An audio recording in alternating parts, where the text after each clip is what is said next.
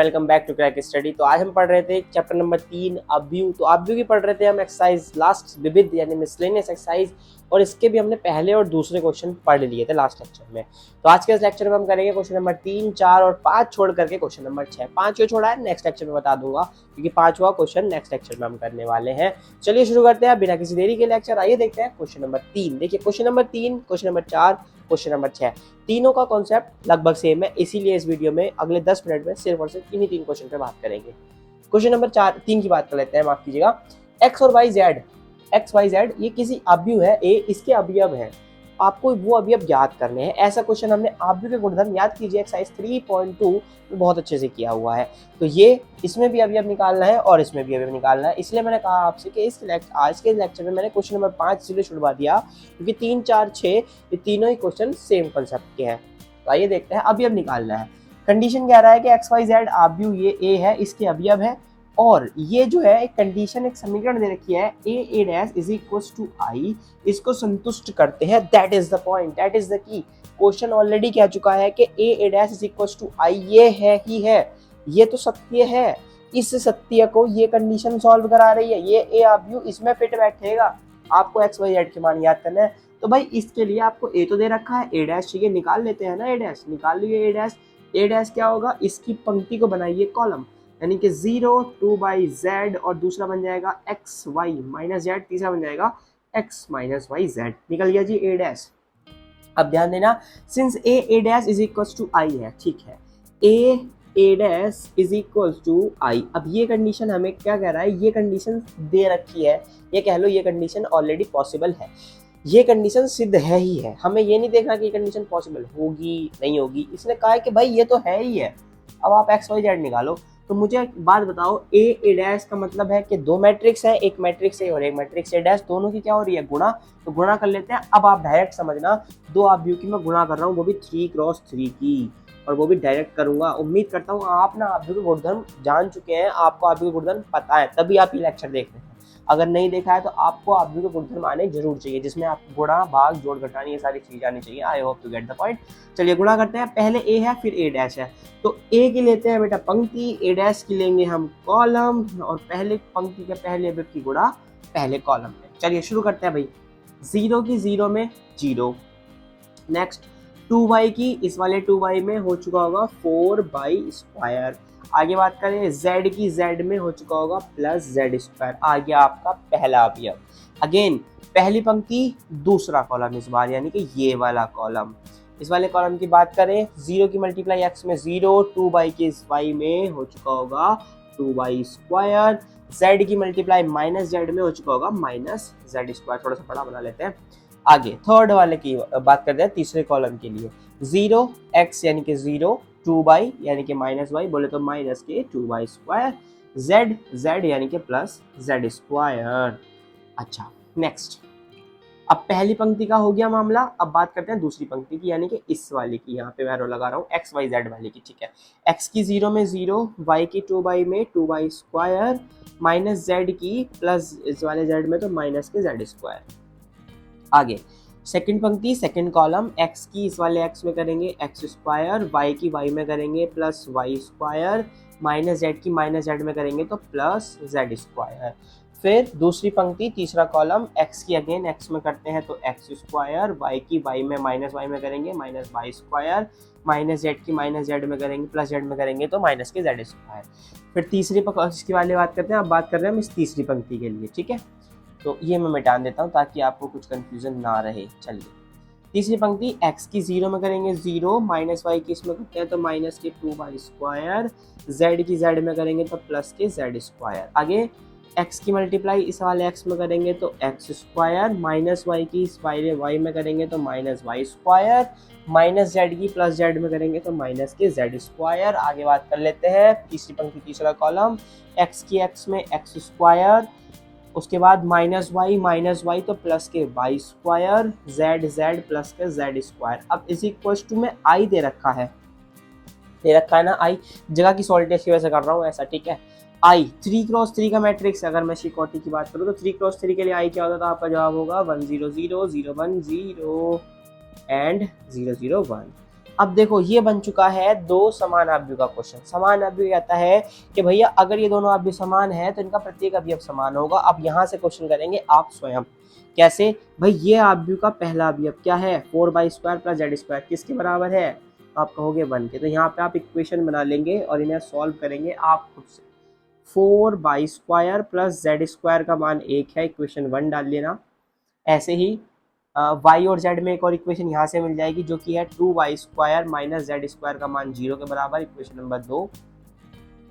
ये हमारे पास दो इक्वेशन आ गई। अब आप यहाँ से बहुत अच्छे से जानकार हैं, क्या करना है, विलोपन विधि लगानी है। ऐसे ही आगे बात करें तो ये एक और इक्वेशन आ जाएगी। ये हर एक सिचुएशन की इक्वेशन में आप कह रहा हूँ आप बना लेंगे। देखिए ये है yz में 0, ये xy plus z x² z² value 1, यहाँ से x² प्लस z² वैल्यू 1। ठीक है, जो कॉमन चीज़ें हैं वो नहीं लेना, x² minus y² value 0। Equations बना लेंगे, सॉल्व कर लेंगे और आपको x and y and z के वैल्यूज मिल जाएंगे। I hope you get the point. आपको मैंने समझा दिया कैसे करना है।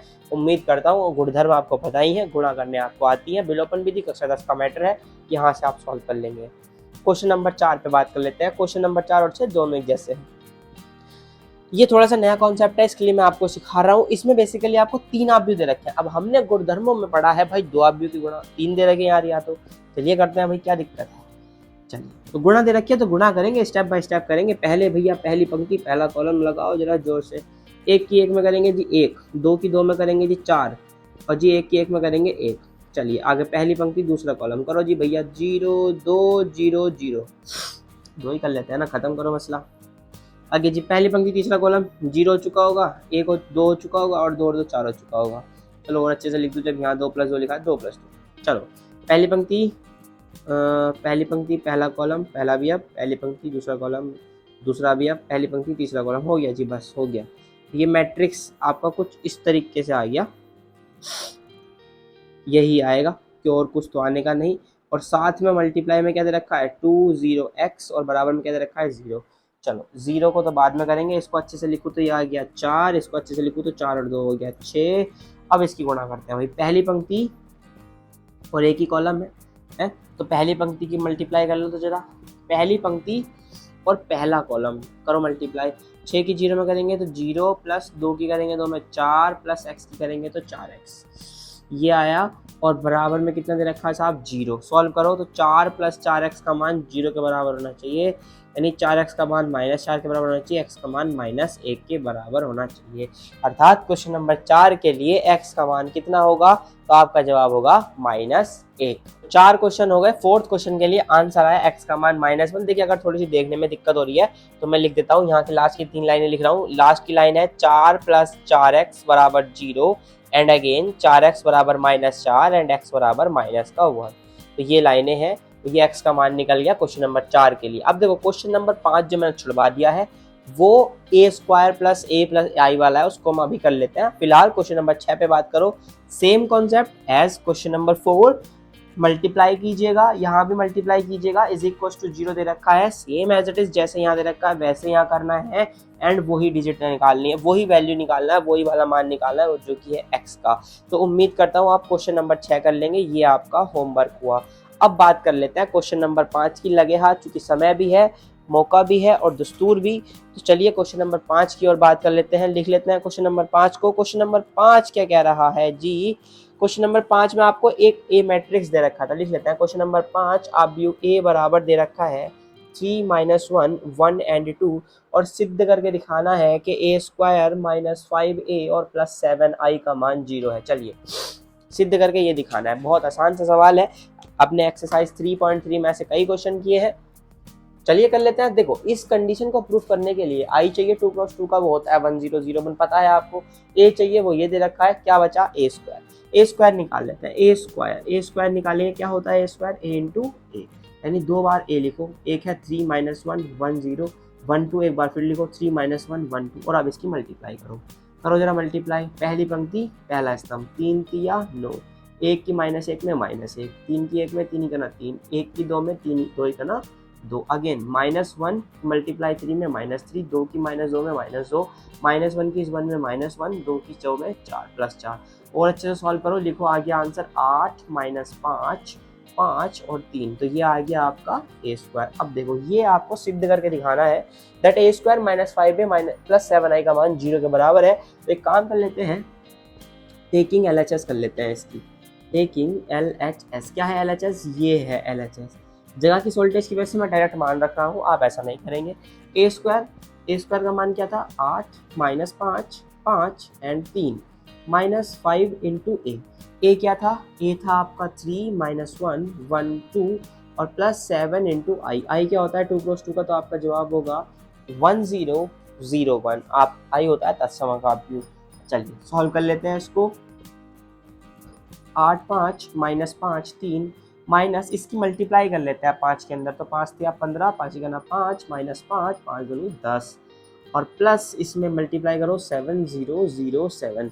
अब एक काम कर लेते हैं, इन सब को ना एक साथ सॉल्व करूंगा मैं, जरा ध्यान से देखना। देखो ध्यान से, तो ये प्लस है ये भी प्लस है, तो दो तरीके हैं, या तो आप इन दोनों को जोड़ करके इसमें से घटा दो, अदरवाइज इसमें से इससे पहले इन दोनों को माइनस करो फिर उसके साथ उसे प्लस कर लो, जैसा अच्छा लगे वैसा कर लो। मैं एक काम कर रहा हूँ, मैं इन दोनों को जोड़ करके पहले और आखिरी वाले को लास्ट वाले में से घटा रहा हूँ। अब ध्यान से देखना बेटा, 8 और 8 में यहाँ क्या लिखा हुआ है 7, ध्यान से देखो 8 और 7 सेम जगह के अभी 8 7 कितने होते हैं, तो आपको हो गए 15 और माइनस यहाँ पे है 15, तो आंसर इज 0। नेक्स्ट 5 में 0 जुड़ेगा तो 5 और माइनस यहाँ पे लिखा हुआ 5, तो answer is 0। Next minus 5 and 0 is minus 5 और यहाँ पे लिखा हुआ है ध्यान से देखना माइनस माइनस यानी प्लस 5, तो माइनस 5 प्लस 5, तो आपका आ गया आंसर 0। 3 और 7 यानी कि 10 और 10 माइनस 10 बोले तो 0, और ये किसके बराबर आया 0, जो क्या थी आपकी RHS, यही तो था ना 0, तो हैंस प्रूव्ड। तो इसी के साथ आपके भैया 1 से लेकर के 6 क्वेश्चन तक हो जाते हैं कंप्लीट। हमने सोचा था 5वां क्वेश्चन करेंगे लास्ट वाले नेक्स्ट लेक्चर में, बट चूंकि इस लेक्चर में थोड़ा समय ज़्यादा बच गया था, इसलिए हमने थोड़ा 5वां क्वेश्चन इसी लेक्चर में खींच दिया। तो उम्मीद करता हूँ आपको चीज़ें समझ आई होंगी। क्वेश्चन नंबर 3 अच्छे से समझ आया होगा एंड बहुत अच्छे से समझ आ गया होगा क्वेश्चन नंबर 4 भी। क्वेश्चन नंबर 6 घर से कर लीजिएगा, same as it is question number 4 के है। लेक्चर अच्छा लगा तो इसको लाइक कर दीजिए, शेयर कर दीजिए और ऐसे इन्फॉर्मेटिव वीडियोस देखने के लिए चैनल को कर लीजिए सब्सक्राइब। तो मिलते हैं नेक्स्ट लेक्चर में, तब तक के लिए अपना ध्यान रखिएगा। Take care, bye bye, see you.